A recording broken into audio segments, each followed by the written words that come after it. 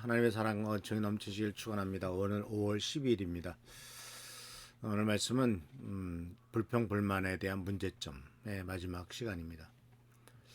이 불평불만 그리고 군시렁대는 일, 이런 것들은 바로 불신앙의 표시죠. 하나님이 공급하시고 하나님이 채워주신다는 것을 확실하게 믿지 못하는 것. 하나님께서는 이스라엘 민족이 무럽다고 말할 때 출애굽기 17장 5절 6절 말씀 속에서 반석을 가지고 내가 호렙산 바위에 내가 너희 앞에 서겠다. 그 바위를 쳐라. 그러면 물이 터져 나올 것이다. 그래서 반석을 치도록 만드셨어요. 지팡이를 가지고. 그래서 사실 하나님은 무엇을 하나님에 대한 믿음 가운데서 우리가 꼭 가져야 될 것이 바로 뭐냐면 하나님이 인도하시는 곳은 하나님이 공급하신다는 약속과도 연결된다는 것. 하나님이 나를 어디로 인도하시면 하나님이 그곳에서 다 채워주신다는 거죠.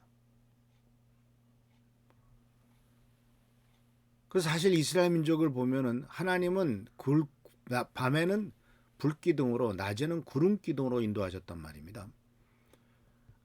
그들이 살았던 곳은 바로 광야예요. 그렇기 때문에 낮에는 온도가 40도 50도씩 올라갈 만큼 굉장히 뜨거운 지역입니다.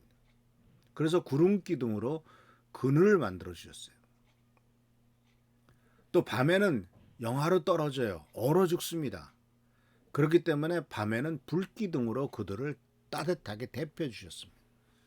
그들의 모든 필요를 채워주신 것이죠.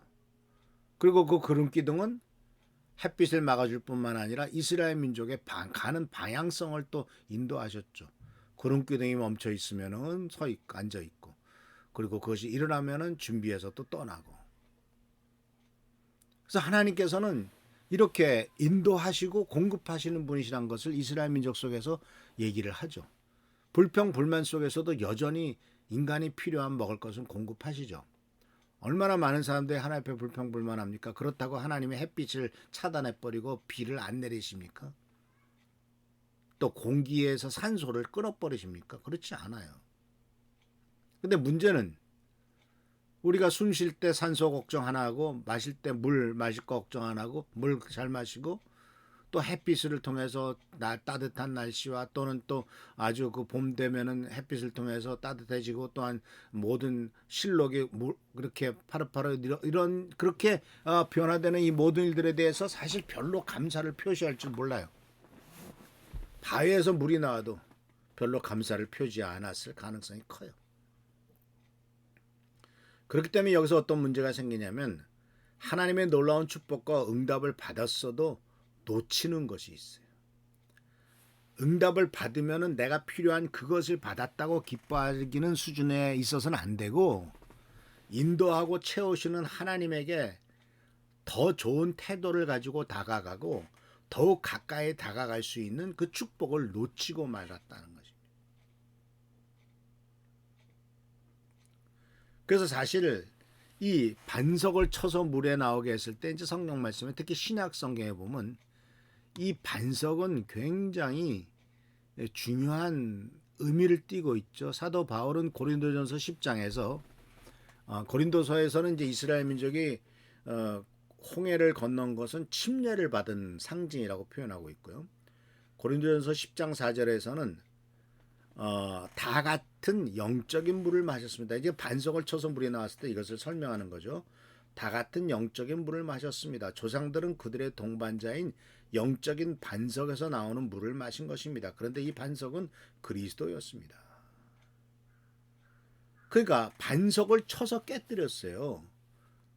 그리스도를 쳐서 깨뜨린 것이 영생의 물이 나왔다는 것이죠. 그러니까 반석이신 예수를 쳐서 인간의 죄를 용서를 받고 거기서 나오는 생수를 통해서 구원을 받은 거예요. 그래서 요한복음 7장 37절 39절에서도 예수님께서는 이렇게 말씀하셨습니다. 축제가 절정에 달한 마지막 날에 예수께서 서서 말씀하셨다. 누구든지 목마르거든 내게로 와서 마셔라. 나를 믿는 사람은 성경에 말한 대로 그의 배에서 생수의 강이 흘러나올 것이다. 이것은 예수님께서 자기를 믿는 사람이 장차 받을 성령에 대한 말씀이었습니다. 그러나 아버지께 하나님 예수님께서 아직 영광을 받으시지 않았기 때문에 사람들에게 아직은 성령이 계시지 않았습니다. 자, 여기에서 생수를 바로 성령이라고 상징적인 의미라고 이렇게 사도 요한이 설명하고 있고, 이 생수는 목마른 생수가 아니라 한번 그 생수를 받으면 즉 성령께서 한번 우리 속에 들어오면 그 배에서 생수의 강이, 영원히 목마르지 않는 생수의 강이 내 배에서 넘쳐나게 된다는 것. 굳이 외부에서 채우려고 노력하지 않아도 내 속에서 넘쳐나도록 하나님이 베풀어 주신다는 것이죠. 그래서 이 부분에 대해서는 예수님께서 이미 요한복음 4장 13, 14절에 사마리아 여인에게 말씀하셨잖아요. 예수께서 말씀하셨다. 이 물을 마시는 사람은 다시 목마를 것이다. 그러나 내가 주는 물을 마시는 사람은 영원히 목마르지 아니할 것이다. 내가 주는 물은 그 사람 속에서 영생에 이르도록 하는 샘물이 될 것이다. 영생에 이르도록 하는 샘물. 주님이 주시는 물, 샘물. 이것은 또 그 뒤에 요한복음 7장에 성령으로 표현하고 있고, 이것은 내 속에서 계속해서 솟아나는 물이라고 표현하고 있습니다. 그러니까 반석이 예수 그리스도를 상징적으로 표현하는 것이었고, 거기서 터져 나오는 물. 근데 문제는 이스라엘 민족은 불평불만하다가 생수의 근원이신 하나님을 버리고, 성경에 나오죠. 이스라엘 민족의 죄악 중에 하나가 뭐예요? 생수의 근원인 나를 버리고 스스로 우물을 팠는데 그 우물이 어떤 거예요? 밑 빠진 독이었다라고 성경은 말하고 있죠. 그래서 이런 모습에 대해서 성경은 뭐라고 말하냐면, 사도 바울이 고린도전서 10장 9절에서 10절에 11절에 이렇게 말합니다. 또 우리 조상들 중에는 주님을 시험하다가 뱀에 물려 죽은 사람들이 있었습니다. 우리들은 그들처럼 주님을 시험하지 맙시다.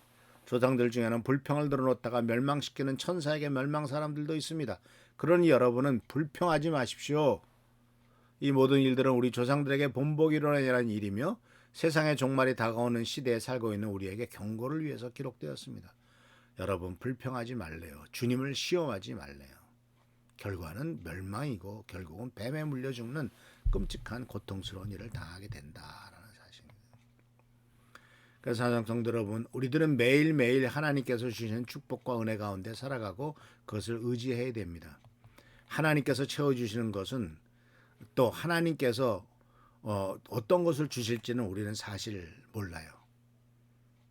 그리고 하나님께서 우리들에게 주시려고 하는 어떤 해결책, 이런 것들도 우리들은 사실은 잘 몰라요. 오직 하나님만이 다 아시고 하나님께서 보여주실 때만이 그것이 가능하죠. 그래서 하나님께서는 이스라엘 민족이 비록 그들이 본 것은 마른 땅이요 그리고 홍해 바다였지만, 하나님께서 보여준 것은 다른 것을 보여줬다는 것을 우리가 알지 않습니까? 그래서 인간들은, 이스라엘 민족은 항상 문제만을 봐요. 그러나 하나님께서는 채워주실 것들을 본다는 사실을 기억하십시오. 그래서 분노하고 불평하고 불만을 털어놓는 것은 하나님께서 선하시다라는 사실을 자꾸 잊어버리게 만다라는 사실을 기억하시면서 매일매일 주님의 은총 가운데서 기적적인 채우심을 축소시키는 일을 하지 마시기 바랍니다. 더 많이 주시고 더 많이 축복하실 것을 기대하세요. 그래서 빌립보서 4장 6절 7절에 나오는 말씀을 말씀드립니다. 아무것도 걱정하지 마십시오. 언제나 감사하는 마음으로 기도하고 간구하며 여러분의 소원을 하나님께 아뢰십시오. 불평하지 말래요. 감사하래요. 그러면서 기도하래요. 그러면 인간이 감히 생각할 수도 없는 하나님의 평화가 그리스도 예수를 믿는 여러분의 마음과 생각을 지켜주셔서 불평불만하지 않고 더욱더 믿음으로 응답하며 신뢰함으로써 하나님께서 주신 축복을 더욱더 누리게 한다라는 사실을 기억하시면서 주님의 은총 가운데서 승리하는 우리 모든 성도님들 되시기를 축원합니다. 기도하겠습니다. 오늘도 주께서 함께 하신 은혜를 감사드립니다. 주님의 은총 가운데 승리하는 하루가 되도록 하시고 주께 영광 돌리는 삶이 되도록 주여 도와주옵소서. 지키시고 보살피시고 보호하시고 인도하시기를 바라옵고, 결코 주님께 불평하거나 주님의 축복을 망각하는 일이 없도록 주여 도와주옵소서.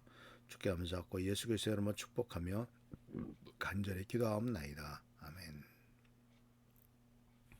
하나님의 사랑과 축복과 은총이 넘치시기를 축원합니다. 할렐루야. 감사합니다.